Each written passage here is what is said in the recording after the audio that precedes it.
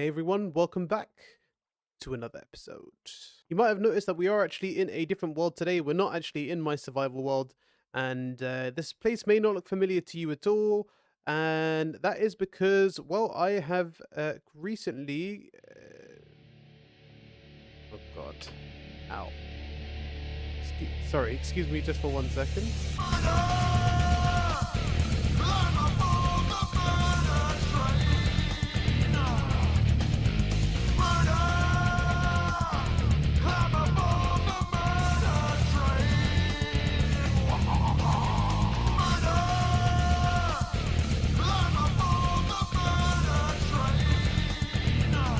All right, I'm gonna have to carry on my little conversation here, hidden behind the tree, because I can't trust 50 at the moment. It seems like he's out on a vendetta to assassinate me. So we'll do things over here near the parrots. So as I was mentioning, I am recently a member of AmbitionCraft. Actually, recently just indicted into new members. So hooray for me! And I have recently decided that I want to do something, just to leave my initial mark on the server, do a little something for the guys that I can help out with. And I wanted to think of a project that would probably be worthwhile actually doing, something that I could get involved in that actually benefit the server in some way. And I wasn't just doing for the fun of it. So I've got a couple ideas that are soon to come for the server, but I thought I'd start off with one of the things I'm a little bit more, a little bit more used to doing through my redstone endeavors, for example. So I've had a little think, and I had word with some of the guys, and one of the things that we did lack in the lovely storage area that we see here, which actually let's have a maybe a little tour of. So as you can see, we've got a lovely storage room here, and the storage room kind of houses pretty much everything that you could want from a storage system here. You've got all your items, you've got things like unstackables and all that kind of stuff. But the one thing that we're missing, and you can see from a little bit of the spam over here, is a furnace array. Ironically, one of the things that I tend to do a little bit of. So I thought this would be a great time for me to actually get stuck in and do some work for it. Now, the issue here is that as far as large furnace arrays goes, we're actually pretty covered on that. There is one of the members of the AmbitionCraft server who's working on a really large furnace array. So as for really big ones, I'm kind of out of the question for that for now. And I thought maybe I could do something a little bit more useful. So we're going to do a smaller one that kind of works in the theme of the storage system, something that kind of fits into the fact that it's somewhat lag friendly and it's somewhat useful, but works smaller on a smaller scale than on a larger scale. So I did a little bit of modifying on some of my previous designs and came up with a little something. So let's head over to creative and have a little look and see what we've got. Just a quick PSA before we get started. The AmbitionCraft team is currently looking to recruit a set of builders to join the already talented team. We have left the application for the link in the description. So if you think that you're up to joining the team and helping us create some beautiful builds that we already like, the ones we already have, please feel free to follow the link in the description and sign in the application. It takes a few minutes just to fill out a few simple details. We'd love to see some of your skills, and yeah, we'll get back to you soon. Okay, so with that out of the way, let's get back into the build. All right, so here we are in our creative test world, where I've been kind of working on this furnace array here to kind of fit the design of server that probably fits a bit better than the previous one that I made. So if you did see the older furnace array or the one I posted previously, there was some changes I needed to make in order to make it fit a bit better into the server life. And this is some of the changes that I kind of want to run through with you now. So essentially both of the designs that I've worked on are pretty much exactly the same, bar one main thing here, which is portal loading. So in this scenario we have portal loading with some indicators to help us know when we can and can't leave the machine alone.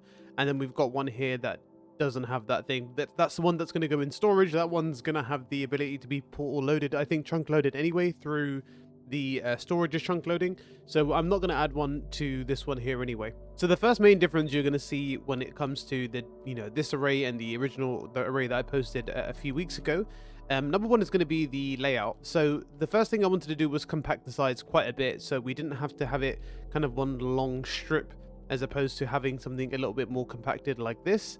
So what I did is I ended up trying to figure out a configuration where the furnaces can be stacked on top of each other. Now this actually ended up working out quite a bit more complicated than I initially thought. I initially thought I could get it all stacked on top of each other. There wouldn't be too many issues. But one of the main issues that I kept running into was the usage of hopper minecarts. Obviously, using hopper minecarts means that you're going to be pulling items from above even when you don't want to in some cases. If it's within a certain range, you're going to end up doing that either way. So that was one of the first things that I had to kind of change on the design. So what I've done here instead, so number one, the main issue was with fuel. So with fuel before, I was having it so the hopper minecart was going and distributing the fuel just like it would normally in the previous design. But obviously, as it was kind of going around, in some cases, the item drop-off system would end up picking up some of the items from the drop-off system. And by the time it came back around to here again, it would have like 2 pieces of sand in the system. And that would end up filling in this first item hopper here. That would then end up breaking the system completely because we would end up having sand getting stuck in here, and then the detection system that we used to refuel the system would no longer work. And then obviously we would have all the fuel being used and have nothing being smelted on this side and no refueling system.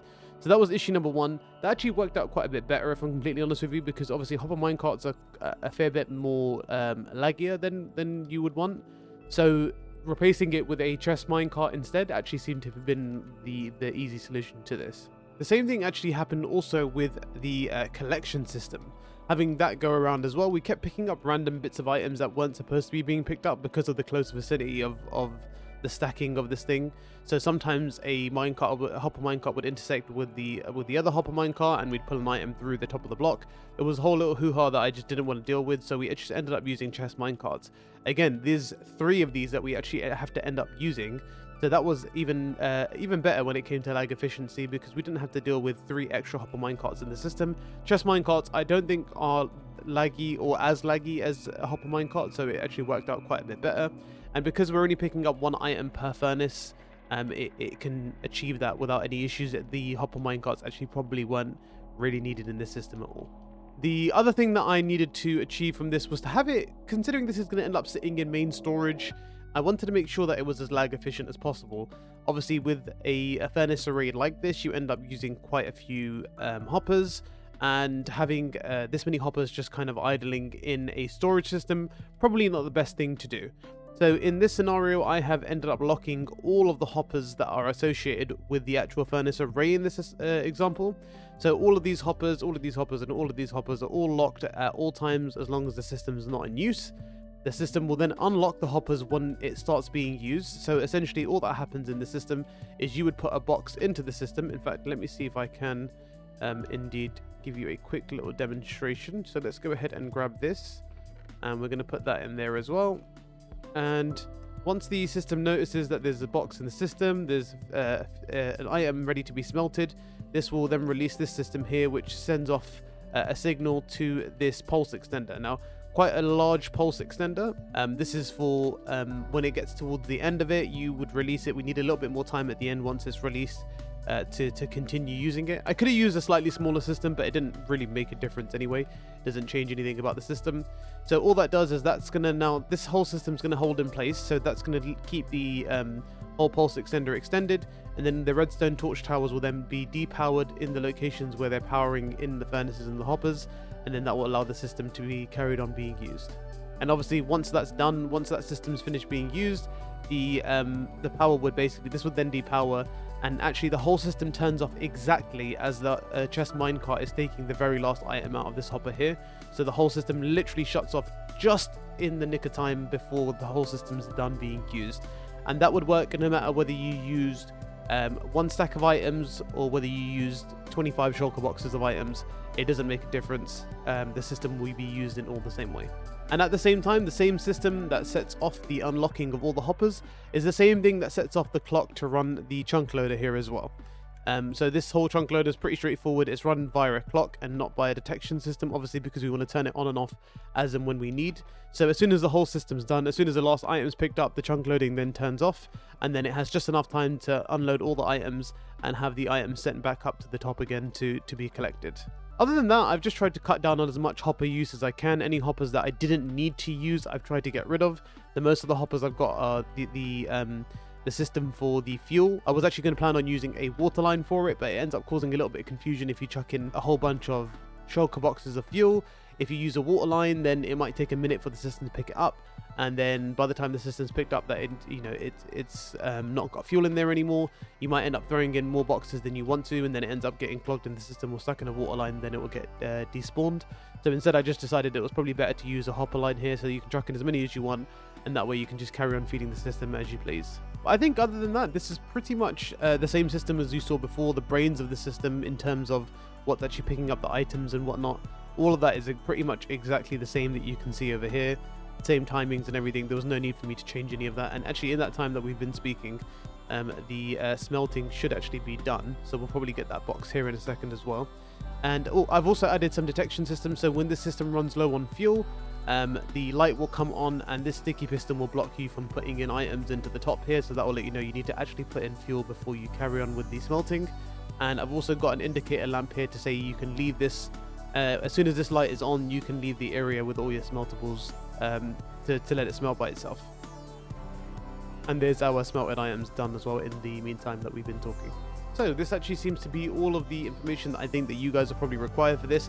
I'm actually going to leave the world download for this smelter in my Discord, so you can go into the download section along with all of my other download schematics and stuff. I'll leave that all in there for you guys to check out. In the meantime, we're going to jump back onto the survival server, into the AmbitionCraft survival server, and we're going to get the first one built up in the storage area. So that's actually the one behind us there without the portal loader. I'm going to grab the schematic of that and we'll get that built up now. So the first thing I think we're going to need to do is find ourselves a little home for this. Now, I mentioned earlier that we were going to find a corner of the storage area. And by corner, I meant one of these little locations over here. So this looks a little bit occupado. Probably best to not shove something right here, although this area is also portal loaded. Maybe we'll consider it. Oh, wait, actually, hold on. This is probably where all of our... yeah, this is where all of our ender pearl stasis chambers are. Maybe a better location. Let me see if there's something in the other corner that I can use. So this is actually the locker room where we keep all of our stuff. You can see I got my little locker room over here. I don't actually have anything in here at the moment, so kind of useless. But I'm thinking maybe up here somewhere would be somewhat interesting. Probably not the most convenient location because it's kind of in the locker room. It's not really somewhere people are going to use to take their stuff to. Okay, maybe this is actually going to be one of the maybe this will be good. I don't know. Let me see this. Let me see if there's anywhere else I can go. Right. So this is the bulk storage corner or the non-stackables corner. This seems like it might be the right place for it. It's kind of like an extension actually of the storage area because you've got the non-stackables here. So I think this might be a good location for it. There's one more corner over here that's available. Let me see if there's anything that might be worthwhile here as well. Okay, so this is the another one of the corners. Now, this is actually where the mass crafting system is. And this area kind of looks a little bit too cramped for my liking. I don't really fancy it being here.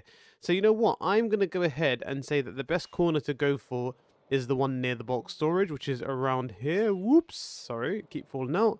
So this would probably be the best place for us to go. Now the server's currently a little bit laggy because there's quite a few things running, including like a mesa quarry. So it's going to be a little bit of a struggle to get some good frames around here. But I think I'm happy with keeping it over here. I might make a little platform to go out a little bit and have the furnace array down here somewhere. So I'm going to go and gather some resources and I'm going to try and figure out where this is going to go. And then I'll be back once I've placed the schematic in a good place to where we're actually going to be getting on with this. So we have finally gathered up all of the bits that we needed. Now this actually took me a little bit longer than I would have hoped it would, mainly because we were running a little bit short on the things. So I'd do a little bit of crafting, get some things together, but we finally have almost everything. But considering we're actually building this in storage anyway, if I need a few extra things, it's no big deal if I fly around to go and find some stuff. But more importantly, I think we found a home for the super smelter. So what I decided to do was to build this just a little bit further out from this little corner over here. Gives us a bit more space if people want to expand out and take up a little bit more of a chunk. I'll just do a little walkway over here to push to enter into the super smelter area just there. But this should be perfectly placed now. And again, if anyone wants to move anything over, change any positioning of stuff, then they can do afterwards. That should be all good. So I've gone ahead and started outlining the platform at the bottom. So you don't really need a platform at the bottom, but I decided that if I'm going to do it, I'm just going to give myself a bit more like of leeway if things drop, or you know, if I just need to walk around a bit just to get an idea. I've got that little space down the bottom there, and I can also place all my shulker boxes for building down there as well. So I've gone ahead and built the platform, and I think now might be a really good time for time-lapse. So I'm going to go ahead and build this up. I'm going to get time-lapse going. Maybe you see all of it. Maybe you see some of it. I'm not sure yet because I don't know how long this is going to take me to build. If it gets done all in one quick go, then great. If not, then, oh well, I guess you get to see the end product at the end of it. So, cut to time-lapse.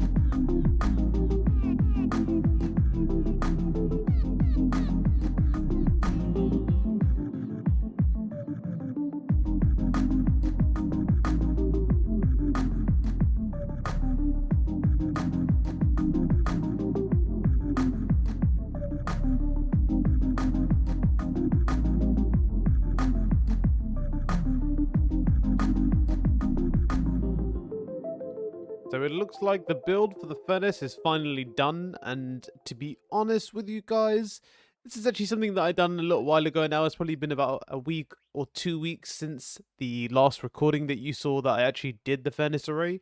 And yeah, I just been it's been hanging around for a bit. I'm not too 100% sure if anyone's really used it or not.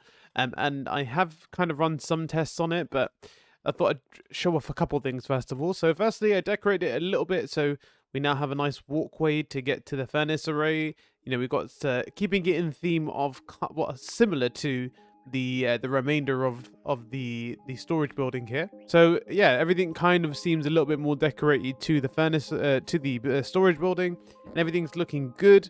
And I'll run through some of the information here. So first of all, I've gone ahead and labeled everything up, so just to make sure everyone understands how things work. Input shulkers of charcoal only for fuel. You know, the light on will indicate whether or not the fuel level is low. You can see there's a couple empty shulker boxes of fuel here, so that seems like someone's probably already used it a little bit. And then we've obviously got the input chest or the output chest here. You can actually see that there's a shulker box of stone here, and that was actually due to the fact that I was smelting some stone to test everything out. Now, I think I done a few tests of this, so you can see here there is 4 shulker boxes. God, 4 shulker boxes of stone, which I've already done, and these are all cobblestones. I'm actually going to go ahead and chuck these in because we're in a little bit of need for some stone, and I kind of wanted to show the test anyway. So I'm going to go ahead and pop those in, and we can let that do its thing for now. But yeah, everything here now is looking good. Looks like we've wrapped everything up really well. I'm actually going to do a little bit of rearranging of this eventually, probably later on today, or maybe even another day. I kind of want to like neaten this place up just so it looks a little bit better. At the moment, it's a little bit messy, but it's mainly because there's been some like additions and removals of some things. Some things work, some things don't. You can see here already broken and sad face, which means this thing's probably not operational. I honestly don't really even know what this thing is. So yeah, I'm probably going to go ahead and remove this altogether, and we're going to go ahead and remove or move some of the bulk storage here. So all of this stuff here is just bulk overflow, which it looks like someone was too lazy to actually like do nicely. So I'll probably do a little bit of rearranging myself and make the whole place look a bit nicer, give us a little bit more space here to work with, maybe add a few more things into this corner that might be somewhat useful. But you know what, actually, I think I'm going to leave that one here for now. We'll pick up with this on the next episode because, you know, why not? We'll see what happens the next time around. We've got some work that I've already been doing towards the next episode. AmbitionCraft episodes will probably not be as regular as my normal survival series, although at the moment my normal survival series isn't all that regular either. But AmbitionCraft, because there's a lot of things that a lot of projects that take a lot more time and there'll be a lot more effort put into them, that you probably won't see as much individual episodes as you do for like my normal survival series. But you know, I'm still going to try and release them as regularly as I possibly can, maybe once a month, maybe once every 2 weeks. We'll see how it goes. I'm not sure yet, but I'll end the episode there. We'll catch up again next time on the cobblestone finalization. And I hope you enjoyed. Like, subscribe, check out all of the members of AmbitionCraft in the description down below, and I'll see you in the next one.